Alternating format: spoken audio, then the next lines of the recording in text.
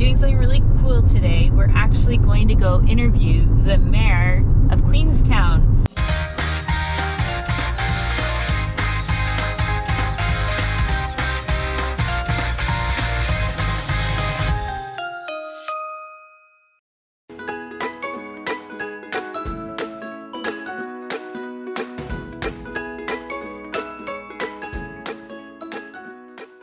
Alright, you guys, well, welcome back to our channel. I am here with the mayor, Jim Boult, and this is really cool. He's the mayor of Queenstown and has worn many, many hats, and he's basically the one who has a lot of insight in Queenstown as to what's going on, and basically he's a cool guy. So we're going to share some of his thoughts with you guys and share why basically Queenstown is such a cool destination to come to. So how long have you lived here? 38 years. 38 years, and Yep. He's raised 2 children here. Correct. In beautiful Queenstown area.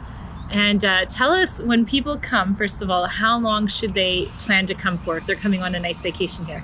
Oh, look, you'd probably want to come here for at least 4 or 5 days, probably preferably a week. When you get here, there's just a lot of things to do. Queenstown is the main staging point to get to Milford Sound, one of the most outstanding natural wonders of the world. And of course, there's a lot of activity in and around Queenstown that you need to see. Don't forget to get across to Otago, of course, as well, which is our companion smaller town. Yes, and when you're here, you can do everything from the crazy adventure side, but there's a lot of low-key activities as well. So let's start with the crazies. Right. Because he's one of them. He just took a jump off of the bridge. Tell us about this jump. I took a bungee jump last week. It's the second one I've done. Look, it's a really good thing. You've just got to get your head into the space that it's okay to jump off a perfectly good bridge. I have jumped out of a perfectly good aeroplane as well. Oh my gosh. Lots of adventure things to do here. Whitewater rafting, jet boating, canyon swings, river surfing, you name it, you can do it here. Lots of mountain biking, downhill mountain biking. This is a place for the outdoors. If you're into the outdoors, this is Nirvana. Definitely. And wasn't it invented here as well? The bungee the bungee jump. Yep. And the jet boat tour, no? Yes, correct. Yep. So commercial jet boating and bungee jumping were both invented here by tourism pioneers. Bungee jumping by A.J. Hackett and Henry Van Ash. And look, I was here when it started. Oh, wow. And I can recall one day some people stopping me on the street and saying, "How do I get to Bungy Bridge?" And I told them, and I thought, that'll last 5 minutes. There can only be a small number of people who would want to jump off a bridge. I'm happy to be proved wrong. No, I think it's people come here for that thrill-seeking adventure, right? Correct. And it's really an area where, I mean, you said 4 or 5 days, but you could easily spend 2 weeks and do something every day differently. Oh, totally. Right? I mean, yep. And there's so many different roads, and I mean, we've only just touched the tip of the iceberg. I feel like we did some of the bike tours already, and we did Milford Sound, but I mean, just driving to Wanaka, and we were on kayaks yesterday on the lake, and it's just unbelievable. I mean, stunning views, and it's just fantastic. So you're here in wintertime. Naturally, we're dressed pretty warm for it. So lovely clear skies this time of the year. Winter and summer, we are a year-round resort, which is quite unusual. As well. We really don't have a downtime. Wow. And how far are the ski mountains? Driving distance? We've got 4 mountains within an hour to an hour and a half driving distance. Okay. Remarkables up here, Coronet directly behind us. You're looking at it. Cadrona over there, and Treble Cone near Wanaka. And people come here specifically for skiing, right? Yes. Australians and everything. This is the destination. Yep. So our ski months are mid-June onwards through to the end of September, perhaps early October, depending on how good the snow is. Cool. And then when did tourism start in Queenstown, would you say? Well, we started off as a gold rush town. Yeah. 1860s gold was discovered here.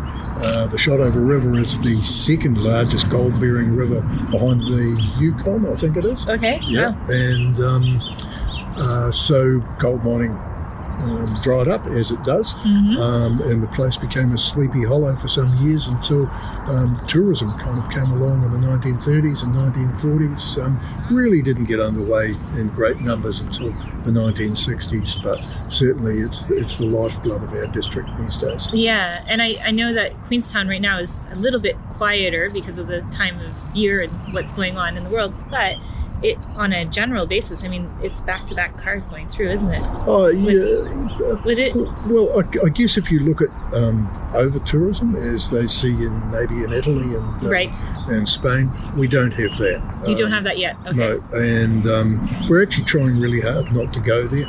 Yeah. We still want it to be a special part of the world to come to. And so while we want lots of people, we don't want too many people. Yeah, and I think that just where you are and the placement in the world makes it that way, that it's special and still unique and still secluded from the rest of the world in a sense. So it's a really unique experience when you come. And there's just so much land and it's so vast that you don't feel any bit crowded at all. You can't. Well, you've got to understand that the South Island is roughly half the size of the United Kingdom. Yeah. And we have 1 million people. I know, isn't that crazy? Yeah. It's what blows my mind is because you see Australia on the map and it looks small. Somewhat. I mean, I know it's not, but then you see New Zealand, so you just assume that it's a small little country, this tiny little couple island, 3 islands, whatever. And then you get here and you drive for 4 hours and you don't see anything but beautiful scenery everywhere. And you think, oh my gosh, and there's nowhere anywhere. And it's so massive. I mean, in Europe, you drive through 4 countries in the same amount of time or whatever. Yeah. That's amazing. Yeah, well, look, it's not easy to get to New Zealand. I mean, from the States, it's 12 hours or whatever from LA. Look upon it, though, as a movie, a meal, and a sleep, and you're in New Zealand. There you go. Yeah. Okay, yeah. So how do most people come through? Do they come to Auckland and then through to Christchurch and directly here, or what is the path that most people would take? So plenty of direct flights between here and Auckland. The main way in to New Zealand is through Auckland, our largest city. Yep. And then direct down here, and it's about an hour and 3/4 flight from Auckland to Queenstown. And those that come in through private jet, because there's a lot of private jets that land here as well, they come through just direct. They come, a lot of them straight out of the States, depending on the size of the jet, or via one of the Pacific Islands for refuel on the way. There you go. Cool. Now, you were talking about other softer things to do in Queenstown. Tell us some of the softer, more So one of the things that you should do while you were here, take a ride on the steamship Earnshaw. Oh, yes. It is the oldest commercially operating steamship in the Southern Hemisphere.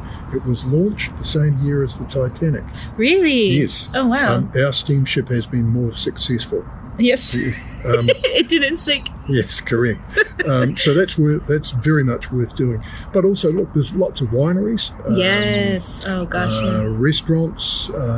Really, lots of soft adventure as well. And just nice nature walking trails, And you can walk all the trails that you see the bikers on. You can walk them as well. So. Correct. Yeah, it's and beautiful. This lake behind us is called Lake Hayes. And it's about 9 kilometres around the lake. Wonderful walking track around there. Well worth doing for those who are into running. I run it a couple of times a week, and it's just far enough. It's nice. I've noticed one thing: New Zealanders are very outdoorsy. Yeah, well, we kind of live in it. So you're part of one. It's almost like you've become one. I see sometimes kids walking around in barefoot in almost 0-degree weather. And it's phenomenal. And I've asked them, are you cold? And they said no. And I said, only in New Zealand, or a Canadian, maybe a true Canadian. I was going to say Canadian would see it. But we're Canadian and we don't do that. So it's just amazing, They really are one. And there's all the walking trails that people do just out in the bush. And I believe there's lots of huts along the way that you can stay at. Right. So there's so many things to just do when you're here. Well, we are also the staging point for some of the great walks of the world. Rootburn Track, the Milford Track, the Hollyford Track. They're all 3-4 maybe day walks with great accommodation along the way. You can take a guided trip and stay in luxury if you want to, or you can just freedom walk and stay in Department of Conservation huts. Okay, that's a good point, because I was envisioning that you get there and there's like no heat and you're like shivering and But no, so there's luxury No, huts so there along the are way. luxury huts. Oh, that's good to And know. where you get a wonderful meal, a shower, and a good bed. Oh, so there you go. And even a couple of wines. Oh, that's even better. Fantastic. Well, let's talk about the top reasons why people come to Queenstown. Here we go. Look, it's the lifestyle. The lifestyle. You touched on outdoors. People come here. A lot of people want to move here because of outdoor living. Take a look today. It's not hard to understand why. But look, it's a very special place. I think one of the other fascinating things about this part of the world is the way the seasons change. Oh, yeah. I think if you were put to sleep for an indeterminate amount of time, you would wake up and think, yeah, it's May or it's October, whatever. It just, the place changes dramatically during the year. Yeah, and so you get that variety as well. Yeah. Okay, one of the questions I do have, though, too, is why are the New Zealanders, and you might not know, maybe it's just culturally, but in general, why are the New Zealanders so laid back and just overall cool people? Like, they're really laid back, nice, friendly, welcoming. And why is that? I think we're a small country, and I don't know, we like people. You like people. Yeah. And you but know, overall, everyone's just really cool. Like, you know, and everyone's it's just a really laid back feel. No one's really like uptight or too reserved, or, you know, it's really nice. Yeah. Look, I think New Zealanders genuinely like having visitors in their country. They're very proud of their country, and they want to show it off to the world. And you know, this is probably one of the few places in the world where you stop somebody in the street for directions on how to get somewhere, and they genuinely want to help you. They will go out of their way to help you. Yeah. I had a lovely experience not long ago, actually last winter, running around Lake Hayes. I got to the far end of the lake, and there was a young couple, German couple, in a camper van, and the battery in their camper van had gone flat. Okay. And the young man stopped me, and he said, "Have you got any jumper leads?" And I said, "Well, I don't usually carry jumper leads when I'm out for a run, but but I could get one. But if you're still here in a half an hour or so, I'll go back home and drive around and get you started." And I did so. So I went away back, started his van for him, and out of the back of the van came his partner with a lovely cooked breakfast for me. Oh. And I thought, that's cool, because That's really nice. he's going to go back to Germany and say, I met this guy who helped me out, and I'm going to say, this I guy met from Germany was, and they cooked me a nice breakfast. There you go. Yeah. Oh, yeah. No, like, so every Kiwi will have a story about that. that's amazing. I mean, overall, in general, the world is a friendly place. But you just have, and I know I never like to generalize, but you just do, because after you visit a place, you say, oh, these people are kind of like this, and these people are kind of like that. You know, you shouldn't do that, but I do. But you do. You do.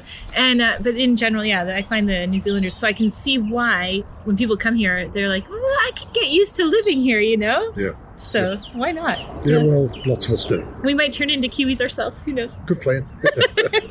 We'd be welcome. Yeah. Okay, what else can we say? I don't know. What else would you like to share with the world? I think also the other side of New Zealand is our iwi culture, our native people, the Maori, who we're enormously proud of. They have kept their culture intact, and New Zealand generally embraces it. New Zealanders are quietly working their way towards being duolingual, to speak Maori as well as English as our main languages. So their culture is rich, and we honour that they came before us. See, this is different than most countries, because a lot of the countries have pushed them away or put them aside, and New Zealand has more so, like you said, embraced and integrated with the culture, versus saying, okay, this is now our land, this is how we're going to do it, now it's, you know, English speaking or what have you, and so I don't know if it was always like that, but that's really nice to hear. So it was like that to an extent, but we have realised the importance of it more so in recent times. That's most New Zealanders in a greeting these days would say kia ora, yes, they which do. means hello in Maori. Yeah. And so it's meant genuinely. It's not just tokenism. Right. That's nice. That's wonderful. Yeah. And then so the people kind of get along. And Yeah, look, you asked me where the other thing about this place is our very low crime rate. When we were chatting before, I said to you that a lot of people still don't lock their doors around here. That's amazing. You don't need to. Yeah. Wow. I've kind of gone to woken up in the middle of the night and thought, I've left my keys in the car. I wouldn't get out of bed to go and get them out of it. That's okay. They'll still be there in the morning.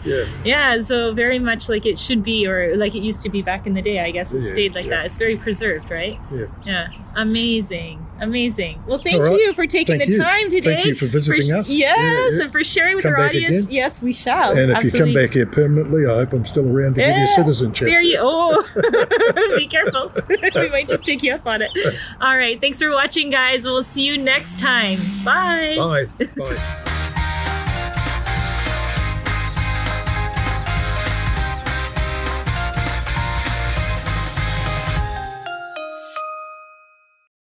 So, how do they call you, Mr. Mayor Boult? Look, the official title is Your Worship the Mayor, but I'm happy with Jim. Okay.